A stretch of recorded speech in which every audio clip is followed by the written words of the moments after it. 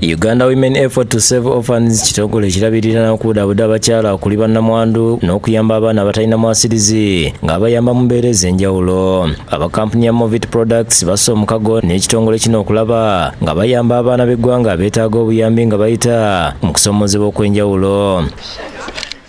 Babadduukiridde n'obukadde 5 n'ebintu omubadde ebizigo sabbuuni n'ebirala ng'ekitongole kyakubitwala ku ssomero lya Mijeera USO Secondary School erisangibwa e Nakasongola. Omwogezi wa Movit Robert Gobi Kitenda agambye nti bo ng'aba Movit Products basazeewo okudduukirira ekitongole kino okulaba nga bitwala ku ssomero okuyamba abaana bali mu bwetaavu era ng'ayogedde ku bye baleese. Olwaleero tuzze n'obubaka bwa miliyoni za Uganda 5 ne tuleeterako n'ebizigo abaana bye bagenda okukozesa okumala omwaka mulamba.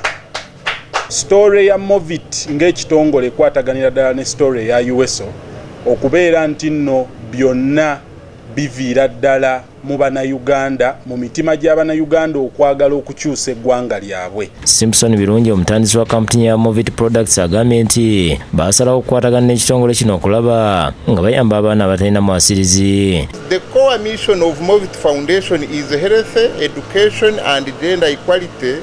It resonates well with the broader objective of USO. Ate yejjole Kaguhanjire nga yakulira ekitongole kino asiimye aba Movit olw'obuyambi bawadde okulaba nga bayamba abatalina mwasirizi. Njagala kwebaza omwami Simpson Birungi ne ttiimu yo Robert n'abalala bonna mwebale nnyo mwebalire ddala okujja n'okutusapootinga. Agambye nti ekitongole kino kyatandikibwawo First Lady Janet Museveni okulaba nga bayamba abaana abatalina mwasirizi ng'ono amusiimye olw'okubatandikirawo ekitongole kino. Kino kirooto kyava ku mama waffe w'eggwanga Mama Janet Museveni. Kati ffe tuliwo okulaba nti tutuukiriza ekyo kirooto, kulaba nti buli munnayuganda yenna afuna obuyambi bwetaagisa. Asomye ebbaluwa yawandiikiddwa Mama Janet Museveni ng'asiima omutandisi wa Movit Simpson Birungi olw'obuyambi bw'abawadde obw'obukadde 50. Dear Dr. Birungi, appreciation. Thank you for choosing to invest in this noble cause. Yes. Ebyo nga biri bityo, Alex Byamukama omutuuze ku kyalo Nyakajera ekisangibwa mu disitulikiti y'Emitooma yewangulidde emmotoka kapyata ekika kya Nuwa okuva mu kampuni ya Harris International abakola ekyokunywa kya Rock Boom mu nteekateeka gye baliko ey'okuddiza bakasitoma baabwe nga beebaza olw'okubawagira ebbanga eddene.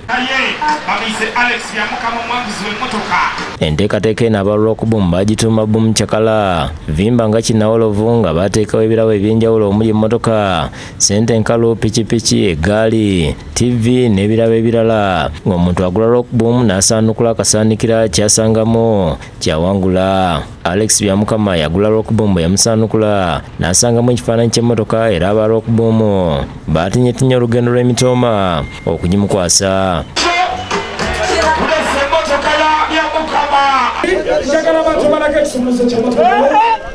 Byamukama asiimye aba Rock Boom olw'okusuubiza ne batuukiriza. Kyankola hape abo kuleba mwerizo oba kyayikirira mwiza abantu ba Rock Boom kyaddala munywere ddala Rock Boom.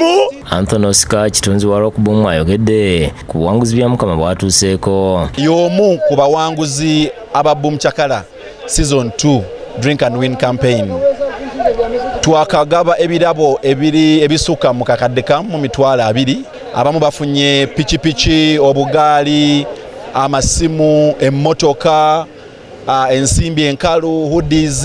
Yanywedde okunywa 2,000 nawe osobola okunywa n'owangula. Byamukama bamukwasiza emmotoka ye wakati mu ssanyu ng'eno abatuuze beemiisa Rock Boom. David Tamale yakusakidde gweno ku Lwabukedde TV.